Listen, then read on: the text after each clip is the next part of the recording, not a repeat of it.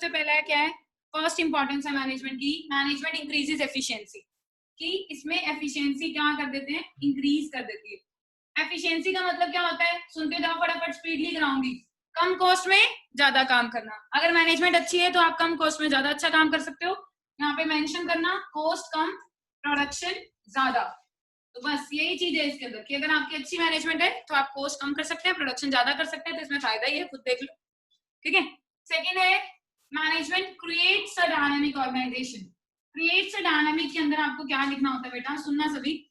Creates a dynamic organisation, employees हमेशा changes के लिए क्या करेंगे, मना करेंगे कि ऑर्गेनाइजेशन में चेंजेस इंट्रोड्यूस मत करो। बट आपको क्या करना है, एक अच्छी मैनेजमेंट करके अपने एम्प्लॉइज को कन्विंस करना है कि चेंजेस आपके लिए फायदेमंद है और ऑर्गेनाइजेशन के लिए भी फायदेमंद है, तो इसको अडॉप्ट करो।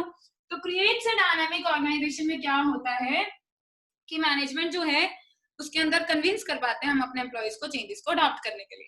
ठीक है। नेक्स्ट क्या है बेटा, management helps in achieving group goals. बहुत सिंपल, फर्स्ट फीचर है ना गोल ओरिएंटेड, जो मैंने मैनेजमेंट का कराया था कि मैनेजमेंट इंडिविजुअल एफर्ट्स को यूनाइट करती है किसके तरफ, ऑर्गेनाइजेशन के एफर्ट्स की तरफ, ताकि ऑर्गेनाइजेशन का गोल अचीव हो जाए। वही सेम टू सेम है क्या, management helps in achieving group goals. Third feature, third importance हो गई। फोर्थ इंपॉर्टेंस है बेटा, management helps in achieving personal objective. क्या है, management helps in achieving personal objective. इसके अंदर ये बात याद रखना, पर्सनल ऑब्जेक्टिव के अंदर कि एम्प्लॉइज की नीड्स को तो सेटिस्फाई करना ही करना है। वही कौन कौन सी नीड्स होती है एम्प्लॉइज की, पैसा, पहचान, ग्रोथ, ये तीन चीजें मांगते हैं। पैसा मतलब फाइनेंशियल नीड, पहचान मतलब सोशल नीड, पहचान समझते हो, रिकॉग्निशन, और थर्ड नीड कौन सी है, higher level need. Higher level need कौन सी है, खुद की ग्रोथ कराना। ये बात तो लिखनी है, लेकिन अगर ये नहीं भी लिखोगे चलेगा, पर मैं जो अब लाइन बोल रही हूँ वो लिखना इंपॉर्टेंस के अंदर बहुत जरूरी है, जो हम पर्सनल ऑब्जेक्टिव में नहीं लिखते हैं। क्या कि मैनेजमेंट करके हम एम्प्लॉइज को मोटिवेट करते हैं। क्या करते हैं, मोटिवेट, उनकी लीडरशिप करते हैं। डायरेक्टिंग के अंदर मोटिवेशन और लीडरशिप बहुत अच्छे से पढ़ा आपने, मुझे बताने की जरूरत नहीं है। मोटिवेशन और लीडरशिप करके हम अपने एम्प्लॉइज की, हम एम्प्लॉय मैनेजमेंट अच्छी करके, अगर अच्छी मैनेजमेंट हो तो आप अपने एम्प्लॉइज को मोटिवेट कर पा रहे हो, उनकी लीडरशिप कर पा रहे हो, और ऑर्गेनाइजेशन का गोल क्या हो जाएगा, अचीव हो जाएगा। इसको क्या बोलते हैं, helps in achieving personal objective. क्या बोलते हैं, helps in achieving personal objective. Last है management helps in achieving social objective. अगर आपकी मैनेजमेंट अच्छी है तो आप सोसाइटी का भी वेलफेयर कर पाते हो, सोशल ऑब्जेक्टिव भी इजीली अचीव कर पाते हो। कैसे पूरा कर पाते हो, जैसे मैनेजमेंट अच्छी कैसे, जैसे salary, remuneration to employees principle को लगा रहे हो। रेम्यूनरेशन क्या कहते हैं कि अच्छी सैलरी दो, है ना, एम्प्लॉयमेंट अपॉर्चुनिटीज दो। तो ये सब जो सोशल ऑब्जेक्टिव ये कहते हैं एम्प्लॉयमेंट अपॉर्चुनिटीज दो। तो अगर आप मैनेजमेंट अच्छी लगा रहे हो तो सोशल ऑब्जेक्टिव आपका पूरा करने में मैनेजमेंट बहुत ज्यादा आपकी हेल्प करती है। बिल्कुल सिंपल था, याद कर लो। ये तो एक फीचर ही है, ये ऑब्जेक्टिव है, ये भी ऑब्जेक्टिव है, तीन तो यहाँ से ऑब्जेक्टिव। ये भी एक फीचर है लेकिन थोड़ा सा फर्क है, उसमें है is the dynamic function, feature में, इसमें क्रिएट है। क्रिएट का मतलब में क्रिएट आ गया ना, तो आपने ये बात लिखनी है कि एम्प्लॉइज मना करते हैं, मैनेजमेंट में हम कन्विंस करते हैं उनको चेंजेस को अडॉप्ट करने के लिए। और एक एफिशिएंसी क्या है, वही ये एस्पेक्ट है। एस्पेक्ट बहुत अच्छे से कराया तुम्हें, एफिशिएंट, इफेक्टिव और प्रोसेस, तीन एस्पेक्ट्स है ना, उसमें से एफिशिएंसी वाला एक एस्पेक्ट इन्होंने यहाँ पे एक्सप्लेन कर दिया। तो मैनेजमेंट की इंपॉर्टेंस जो थी वो बाकी के बचे हुए चैप्टर में से निकल गई। ठीक है, कुछ ना कुछ उसने पॉइंट उठा लिया, ये हो गई इंपॉर्टेंस। अब जो मैं करा रही हूँ वो है nature of management as science, art and profession.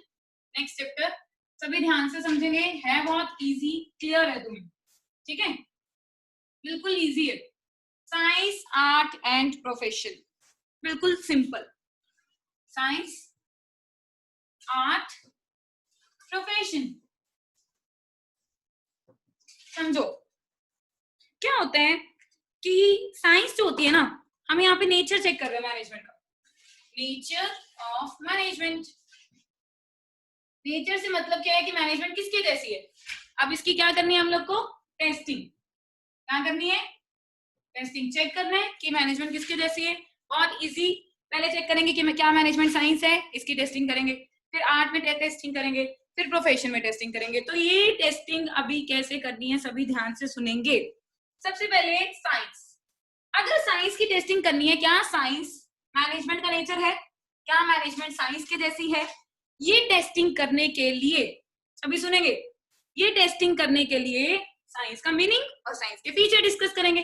Science जो होती है, सीधी सीधी बात है बेटा, लॉजिक। साइंस जो है ऐसी नॉलेज है जिसके पीछे लॉजिक होता है, कोई ना कोई, याद रख लो क्या होता है, लॉजिक। और लॉजिकल नॉलेज जो होती है वो हमेशा कोज एंड इफेक्ट के ऊपर बेस्ड होती है, ये बात आपको पता होनी चाहिए। लॉजिकल नॉलेज किसके ऊपर बेस्ड होती है, कोज एंड इफेक्ट रिलेशनशिप। अब सभी ध्यान से समझेंगे, कोज एंड इफेक्ट क्या मतलब है, मतलब मैं यहाँ पे ये कहना चाह रही हूँ, लॉजिक कह रही हूँ ना, तो मतलब ब्लाइंड फेथ नहीं होगा। ब्लाइंड फेथ मतलब कि अंधविश्वास, अंधविश्वास समझते हो।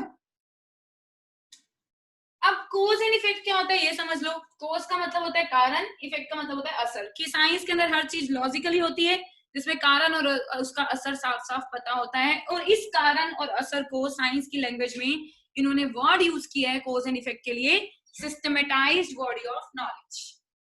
कौन सी, सिस्टमेटाइज्ड बॉडी ऑफ नॉलेज।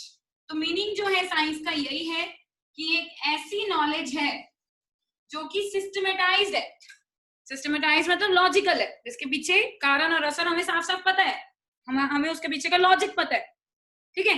ऐसी नॉलेज है जो सिस्टमेटाइज है, जो ध्यान से सुनना यूनिवर्सली एप्लीकेबल है। यूनिवर्सली, इंडिया, यूएसए, जापान, कहीं पे भी चले जाओ साइंस सेम रहेगी। उसको क्या बोलते हैं, सिस्टमेटाइज्ड बॉडी ऑफ नॉलेज। तो याद रखो साइंस का मीनिंग क्या बनेगा, it refers to systematised body of knowledge that explains certain general truths. क्या बनेगा, explains certain journal truths। अब ये समझो क्या होता है certain journal truths। यहाँ पे truth से ये कहना चाह रहे हैं कि हर जगह पे यूनिवर्सली एप्लीकेबल है। truth है मतलब हर जगह पे सेम है, वो एप्लीकेबल होती है, ठीक है। जर्नल जो all over the sphere same consider हम करते हैं, इस नॉलेज को साइंस बोला गया। अब साइंस तो मीनिंग तो समझ आ गया, अब हमें क्या करनी है, टेस्टिंग करनी है, चेक करना है कि क्या साइंस मैनेजमेंट के जैसी है या नहीं। तो इसके लिए क्या करेंगे, बिल्कुल सिंपल, क्या करना है देखो, फीचर्स की टेस्टिंग करेंगे साइंस के। साइंस का पहला फीचर बेटा उसकी डेफिनेशन में से निकलता है, that is systematised body of knowledge. तो यहाँ पे लिखोगे systematised body of knowledge, okay.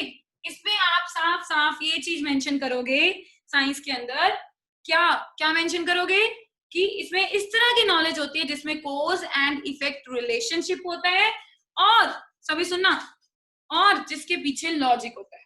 Science का मीनिंग बता दिया, क्योंकि फीचर साइंस का है यार, साइंस के अकॉर्डिंग मीनिंग तो बताना बनता ही है, पर हम टेस्टिंग किसमें कर रहे हैं, इसकी मैनेजमेंट में। तो पहला मीनिंग हमने बता दिया कि इसमें लॉजिक होता है। दूसरा पॉइंट जो है हम बताएंगे, क्या मैनेजमेंट में सिस्टमेटाइज्ड बॉडी ऑफ नॉलेज होती है, क्या मैनेजमेंट में लॉजिकल नॉलेज होती है, कारण और असर हो जिसका पीछे पता हो हमें, हाँ होती है। मैनेजमेंट के प्रिंसिपल्स, मैनेजमेंट के प्रिंसिपल्स का हम लोग क्या कहते हैं, वायलेटिंग इफेक्ट पता करते हैं। वायलेटिंग इफेक्ट पता क्या होते हैं, कि अगर ये प्रिंसिपल ना लगाया तो उसका क्या रिजल्ट होगा। तो ना लगाना कारण और उसका रिजल्ट हमें पहले से पता है, उसका इफेक्ट, राइट। तो हम कह सकते हैं कि हाँ ये सिस्टमेटाइज्ड बॉडी ऑफ नॉलेज जो कि कोज और इफेक्ट रिलेशनशिप के ऊपर बेस्ड होती है, ये साइंस में अवेलेबल मैनेजमेंट में भी अवेलेबल होती है। तो थर्ड फीचर आपने जो इसके अंदर पॉइंट बनाना है वो यही बनाना है। So this feature of science, that is systematized body of knowledge, is applicable in management। ये साइंस का फीचर मैनेजमेंट में एप्लीकेबल है।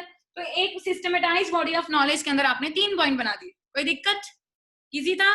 फर्स्ट पॉइंट बना दिया साइंस का फीचर है, मीनिंग बता दिया। सेकंड पॉइंट मैनेजमेंट का भी है, मैनेजमेंट में भी होती है चीज same to same. Third point ये एप्लीकेबल है, क्योंकि अगर मैनेजमेंट में भी है तो एप्लीकेबल तो होएगा ही ना, कॉमन सेंस है। चलिए इसके बाद सेकेंड फीचर की बात करते हैं, that is universal application. Universally applicable होती है, ठीक है, क्या साइंस, ये कह रहे हैं हर जगह पे, ऑल ओवर द यूनिवर्स, ठीक है। इंडिया, यूएसए, जापान, हर जगह पे साइंस होती है। पहला पॉइंट ये बनाओगे कि मैनेजमेंट साइंस हर जगह पे होती है। सेकंड पॉइंट, क्या मैनेजमेंट भी हर जगह पे होती है, होती है नहीं, होती तो है, पर उसको एप्लीकेबल करने का तरीका सबका क्या होता है, अपना अपना अलग होता है। कोई फ्योल के प्रिंसिपल फॉलो कर रहा है, कोई टेलर के कर रहा है, कोई और क्रेकनर के कर रहा है, पता नहीं कितने लोगों ने क्या क्या दिया हुआ है मैनेजमेंट के फील्ड में। तो हर जो एप्लीकेबल करते हैं वो सारे क्या करते हैं, अलग अलग तरीके से करते हैं, सबका कुछ सिस्टम नहीं है। कहीं पे हम एप्लीकेबल कभी कभी कर देते हैं, कभी नहीं करते हैं।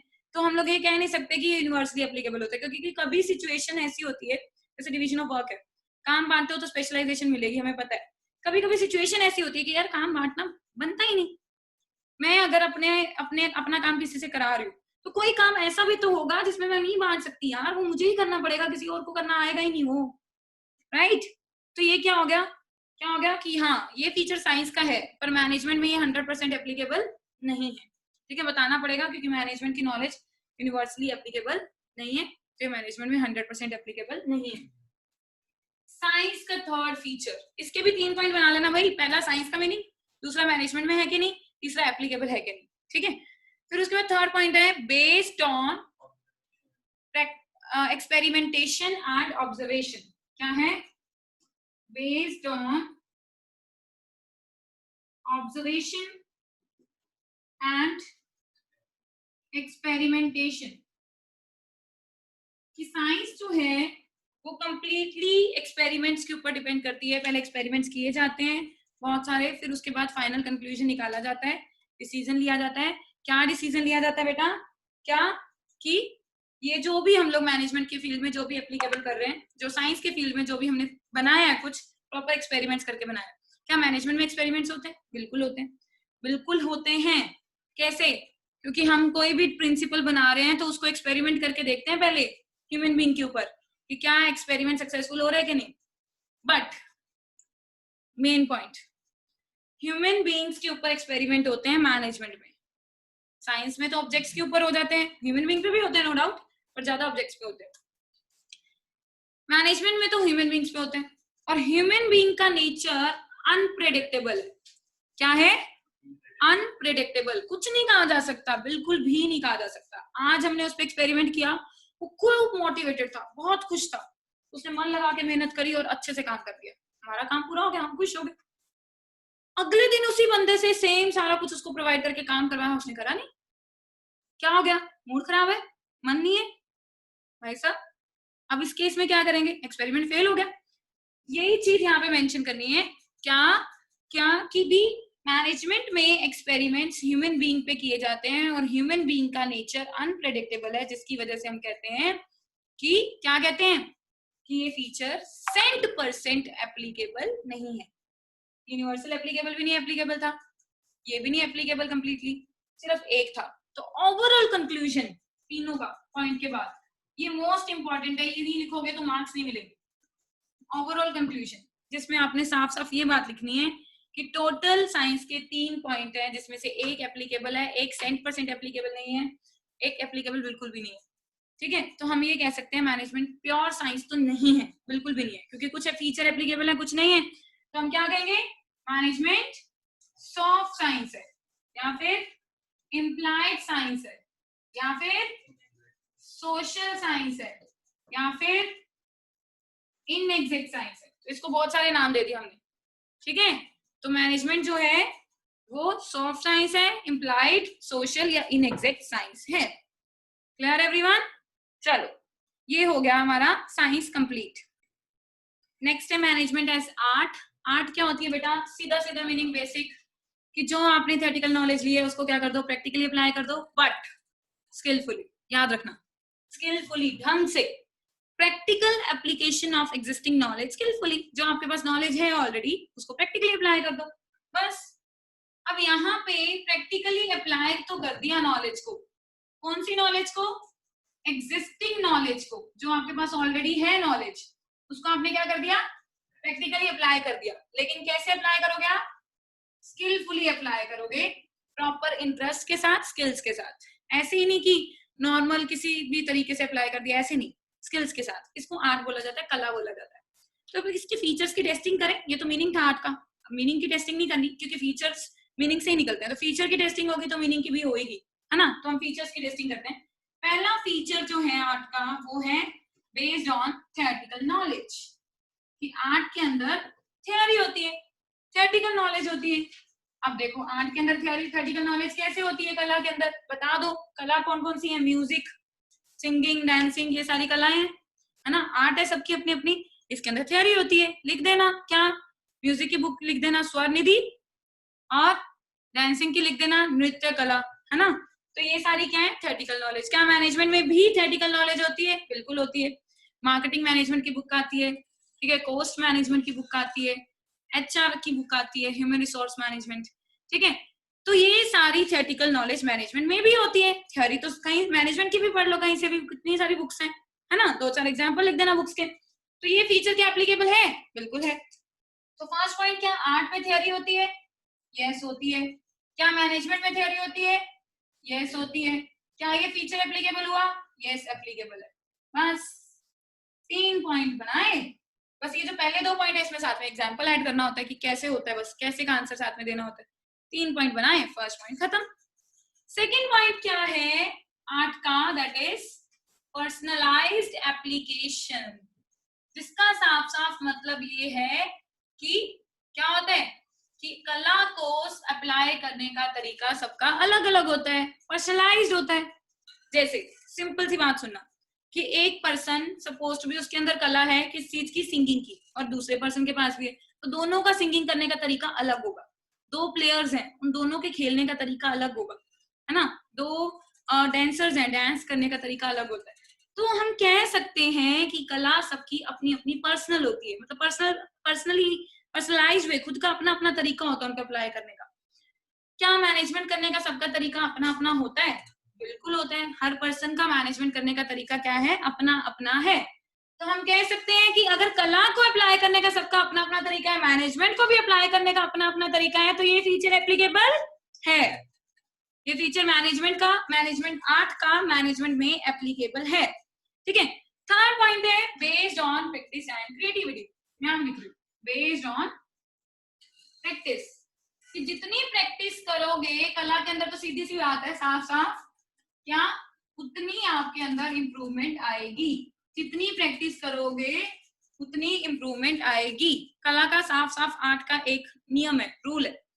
क्या क्या प्रैक्टिस? आप कोई सिंगिंग करता है, सिंगिंग की जितनी प्रैक्टिस करेगा, जितना रियाज करेगा, उतना ज्यादा क्या हो जाएगा, उसमें और एक्सपर्ट हो जाएगा, परफेक्ट हो जाएगा। क्या मैनेजमेंट में प्रैक्टिस डिपेंड करती है? बिल्कुल करती है। मैनेजमेंट भी प्रैक्टिस के ऊपर कंप्लीटली डिपेंड करती है। कैसे? आपने पहले साल मैनेजमेंट करी, आपको कमियां पता चली, अगले साल आप उन कमियों को दूर करने की कोशिश करोगे, ठीक है, और फिर उसके अंदर अपना कुछ नया ऐड करके, क्रिएटिविटी करके, कुछ क्रिएट करके, समथिंग न्यू क्रिएट करना ना, वो ऐड करके और अच्छी करने की कोशिश करोगे। तो ये क्या है? प्रैक्टिस और क्रिएटिविटी।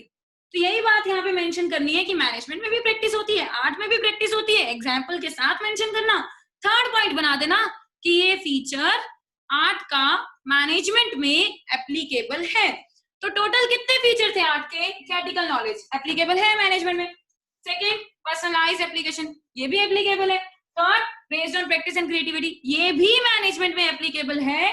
तो ओवरऑल कंक्लूजन जो लास्ट में आप लिखेंगे, उसके अंदर आपको ये मेंशन करना पड़ेगा कि मैनेजमेंट प्योर आर्ट है। क्या है? Pure art. प्योर आर्ट में आपको ये लिखना है कि 3 फीचर थे, तीनों के तीनों एप्लीकेबल है। अब क्वेश्चन ये क्रिएट होता है कि मैनेजमेंट का अगर नेचर पूछ लिया जाए कि मैनेजमेंट का नेचर एक्चुअल में है क्या, आर्ट है कि साइंस है, अगर क्वेश्चन ये आ जाए, तो बेटा आप ये नहीं कह सकते कि मैनेजमेंट साइंस नहीं है, गलत हो जाएगा, क्योंकि मैनेजमेंट साइंस है बट सॉफ्ट साइंस है। आर्ट भी है पर प्योर आर्ट है। तो यहाँ पे जब आपको नेचर ऑफ मैनेजमेंट अगर मैं पूछ लूं 3 मार्क्स में एक्सप्लेन करने को, तो आपको लिखना होगा कि nature of management is both science and art. Science भी है और आर्ट भी है।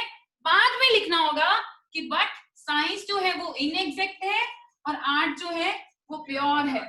ये मीनिंग आपको लिखना होगा अगर आपसे नेचर पूछ लिया जाए तो आप नेचर ऐसे नहीं कह सकते सिर्फ आर्ट है। सिर्फ आर्ट कहोगे तो गलत माना जाएगा। बार बार बोल रही हूँ मैं, दोनों है, ठीक है। अगर 6 मार्क में आते हैं तो आपको इसके पॉइंट और इसके पॉइंट अलग अलग दोनों के टेस्टिंग करके दिखानी पड़ेगी। वो 3 पॉइंट इसके साइंस के और 3 पॉइंट आर्ट के, अच्छे से टेस्टिंग करके फिर स्टार्टिंग में पहले ये लाइन लिख देना कि दोनों हैं, तो इसके कॉन्टेक्स्ट में हम आपको टेस्टिंग करके दिखा रहे हैं, फिर उसके बाद टेस्टिंग करनी शुरू कर देना। नेचर ऑफ मैनेजमेंट तो खत्म हो गया, प्रोफेशन है ही नहीं मैनेजमेंट, तो प्रोफेशन नेक्स्ट लेक्चर में कर लेंगे, ठीक है। चलो आगे सबको समझ